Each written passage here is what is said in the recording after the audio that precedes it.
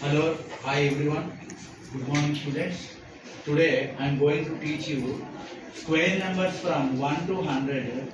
After seeing that question, within fraction of seconds, in any square number from 1 to 100, easily you can say that kind of method I am going to teach you. అంటే మీకు 1 నుంచి 100 వరకు square numbers ఇచ్చినప్పుడు students అందరూ some చేసి నార్మల్గా చేయకుండా చూసిన వెంటనే చెప్పగలిగేలాగా మీకు క్లాస్ చెప్పబోతున్నాను. దానికోసం ముందుగా మీరు ఏం చేయాలంటే సింగిల్ డిజిట్ స్క్వేర్ నెంబర్స్ తెలుసుకోవాలి. 1 స్క్వేర్ అంటే 1, 2 square 4, 3 square 9, 4 square 16, 5 square 25, 6 square 36, 7 square 49, 8 square 64, 9 square 81, 10 square 100. So ఇది తెలుసుకున్నారంటే ఎలాంటి 2 డిజిట్ స్క్వేర్ నెంబర్ అయినా సరే వితిన్ ఫ్రాక్షన్ ఆఫ్ చెప్పే ఛాన్స్ ఉంది.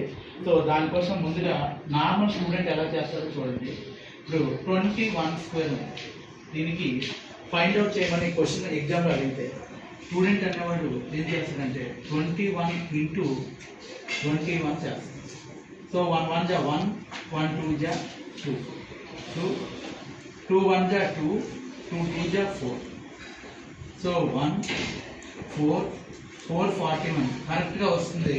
21 స్క్వేర్ దీని వాల్యూ 441 అని రాస్తాడు. ఇది కరెక్ట్ అయినప్పటికీ ఇది చాలా లాంగ్ ప్రాసెస్. ఇలా దయచేసి స్టూడెంట్స్ అందరికీ చెప్తున్నాను, దయచేసి ఇలా చేయొద్దు. ఇది నా ఈ మెథడ్కి గుడ్ బై చెప్పి ఈరోజు నేను చెప్పబోయే మెథడ్, నేను చెప్పిన క్లాస్ కానీ మీరు జాగ్రత్తగా విన్నట్లయితే ఎనీ స్క్వేర్ నెంబర్స్ని చూసిన వెంటనే ఫ్రాక్షన్ ఆఫ్ సెకండ్స్లో మీరు చెప్పగలుగుతారు. సో దానికోసం మనం ఏం చేయాలంటే ఈ ప్రాసెస్ నేర్చుకోండి.